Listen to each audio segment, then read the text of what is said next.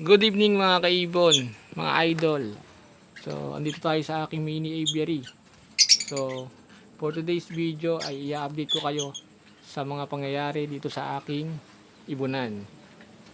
So, tara at samahan nyo ako alamin kung ano mga nangyari sa mga nakalipas na araw dito sa aking mini aviary.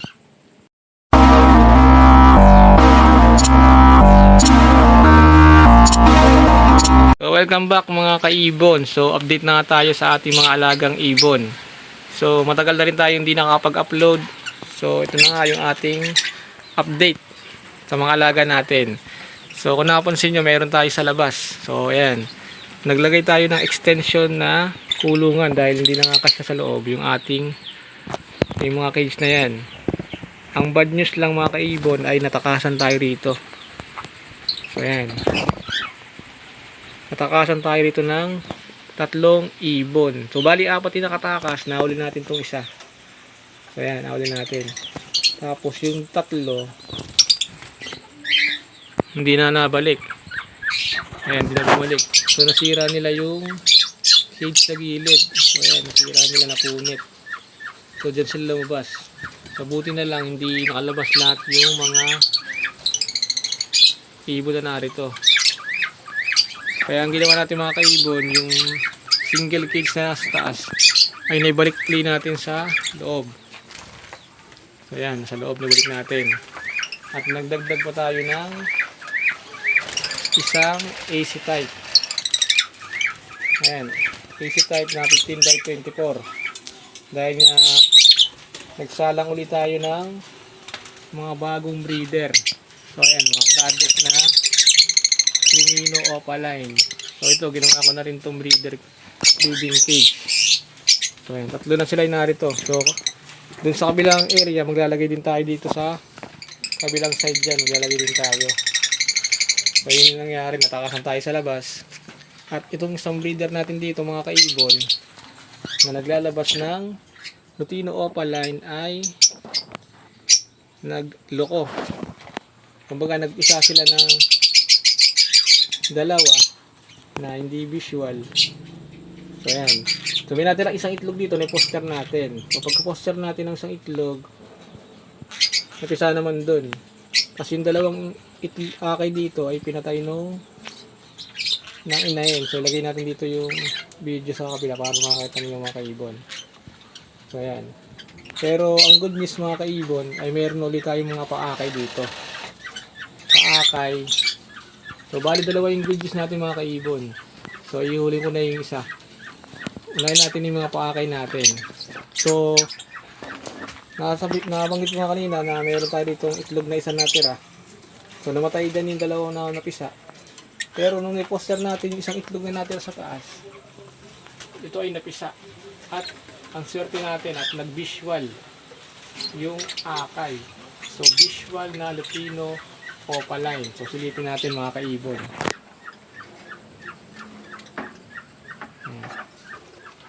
Tingnan natin yung akay. So bali binaklas ko kasi yung parisan nila ngayon. Dahil na napansin ko na yung kakdon ay namamayat na, saka inaaway na ng hen. So papalitan ko na lang ng kapares. So ito yung kanilang paakay, ni poster natin. So ayan mga kaibon. Isa yung Lutino Opaline Split Par Blue. So yan, napakaganda mga kaibon. Yan ay pwedeng maging cock o pwedeng maging hen. So yan. So yung parents ito binakos na natin. So ipapares natin sa iba. So nice. So buti na lang na-poster natin ng itlog dito. At swerte naman natin na nag-visual. Kasi yung mga kapatid nito ay kinatay na ng parents. So pinatay nga ng parents. Kaya binaklas na natin yung parisan na yun.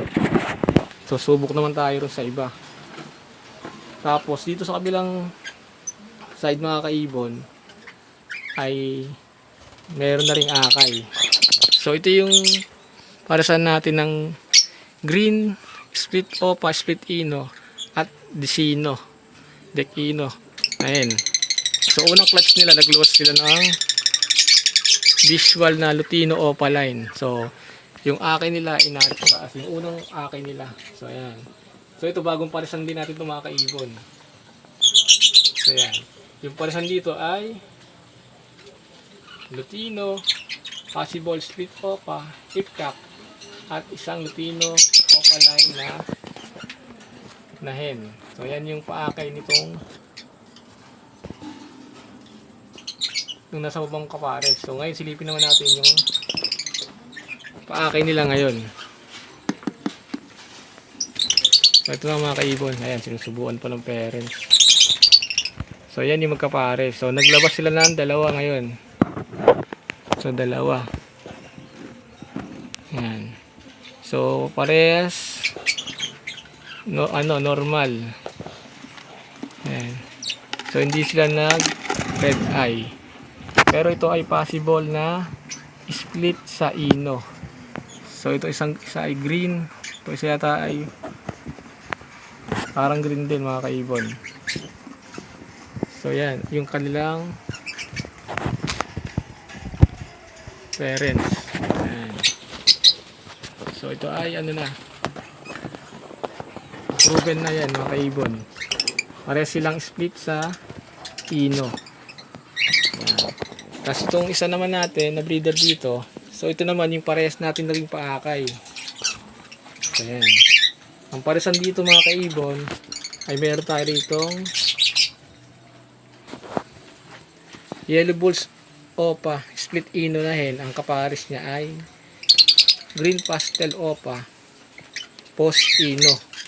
So ngayon unang clutch nila, ang nilabas nila ay dalawang Power Blue sa isang Green Pastel Opa na post ino.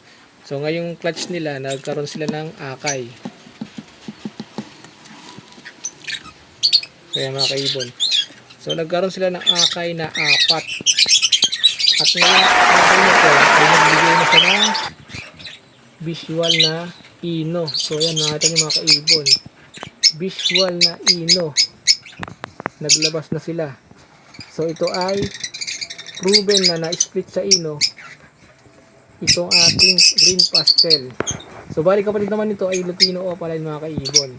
So nilagay natin na posto dahil nga ang parents nila ay back to back. So kung nakita niyo yung kaninang video na Lutino Opaline, so kapatid niya yan. So naunang clutch lang talaga to. Itong unang clutch to eh. Kapatid niya yung Lutino Opaline. So ito yung akay nila mga kaibon. Okay, naninilaw na.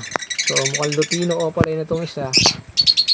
Itong isa ay Yellow Bull. Yung isa ay green. At yung isang isa ay di natin alam kung Desino o Power Blue. Ayan, mga kaibon. So check natin ito after 1 week pa. Ayan. Tingnan natin para kitang-kita natin yung kulay talaga.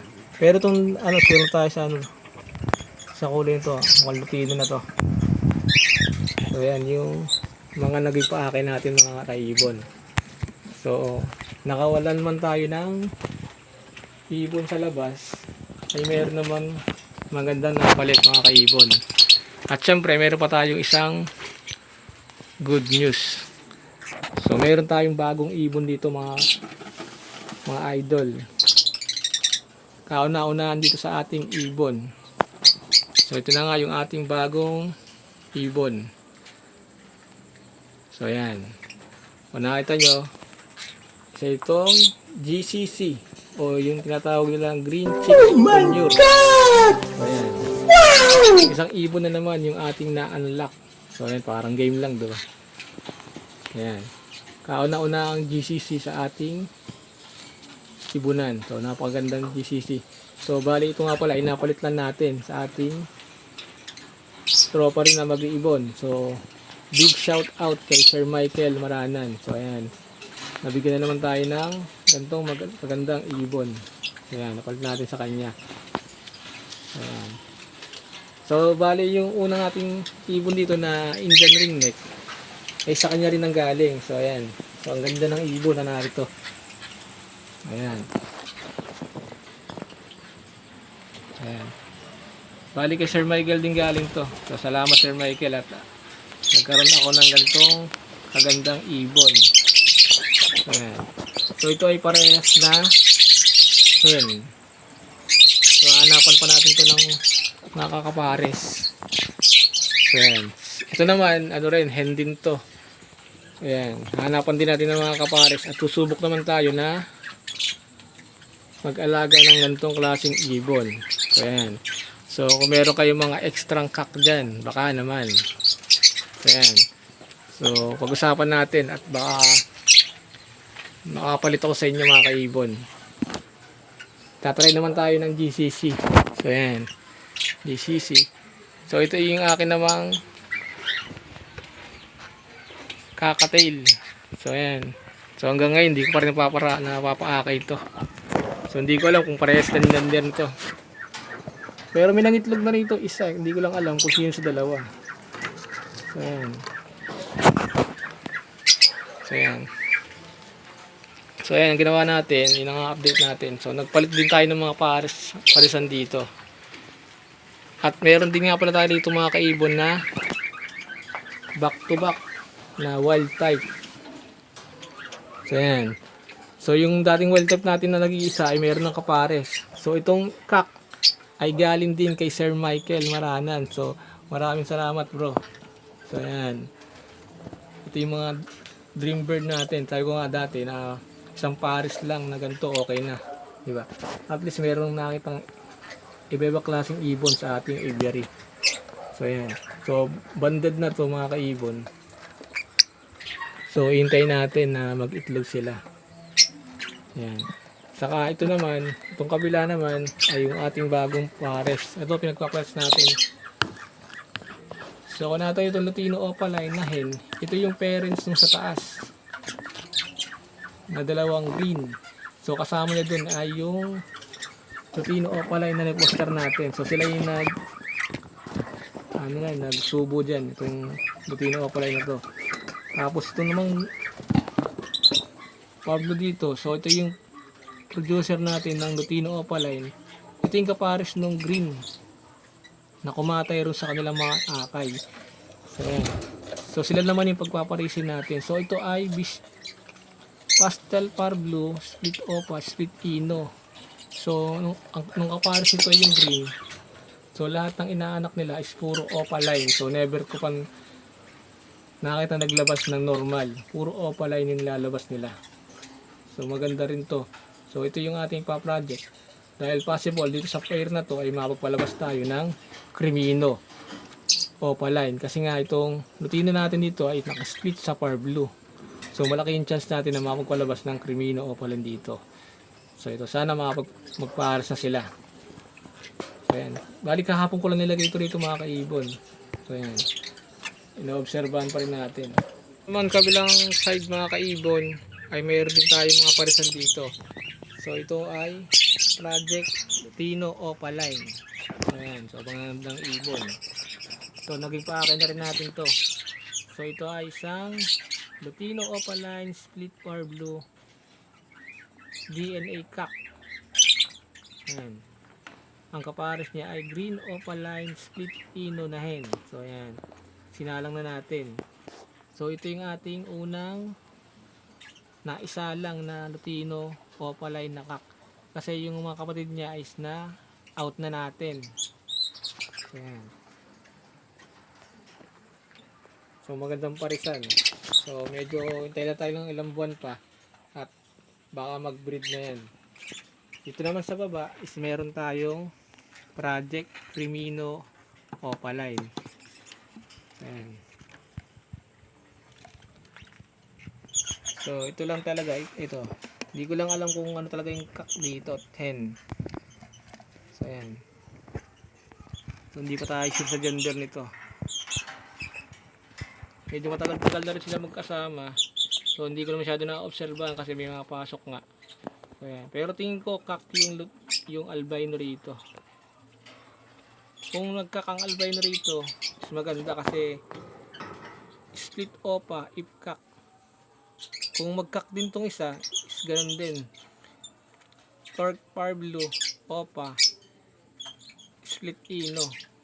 So ayan, i-obserbahan ko lang din itong dalawang ito.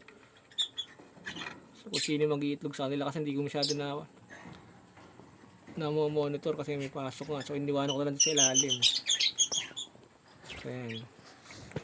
Project Crimino na opaline. So,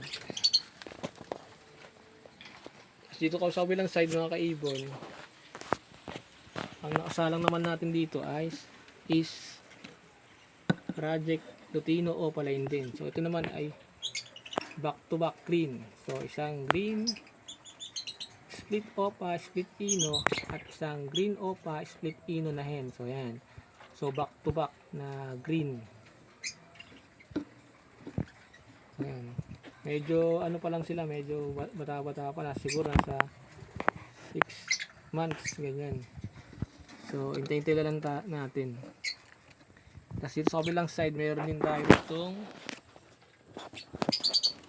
ayan, excess na perso wild type. So ito isa ay napalit natin to kay Sir MJ. Ayan, kay Sir MJ. Tapos itong isa naman, ayan, ito naman galing kay Sir Michael ulit.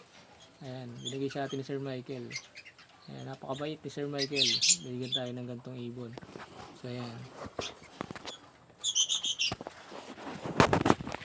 So yun yung mga paresan natin dito. Kung napansin nyo, ang mga nakasalang natin dito is mga Project Lutino opaline at Crimino. So yung mga normal na opaline ay pahinga muna natin mga kaibon. Tapos ito naman dito sa kabilang side. So ito yung mga paakay nila. So yan yung mga naging paakay. So mga split sa ino. So yan. Ito medyo matured na to mga narito. Medyo matured na, nasa 6 to 7 months. Ito naman sa taas is 3 to 4 months. Yan. Yan ay mga split sa ino. So mga materyales. Yan. Mga materyales sa paggawa ng Lutino at Crimino opaline. So yan. So yun lang mga kaibon yung ating update dito sa ating mini aviary. So yan. So kung bago lang kayo napadpad dito sa aking YouTube channel ay huwag nyo kalimutan mag-subscribe. So paklik na rin ng notification bell para updated kayo sa bago kong upload na videos.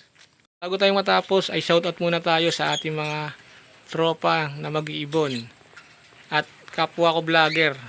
So shoutout kay Sir Alex Villatua TV, sa ibunan ni Omar,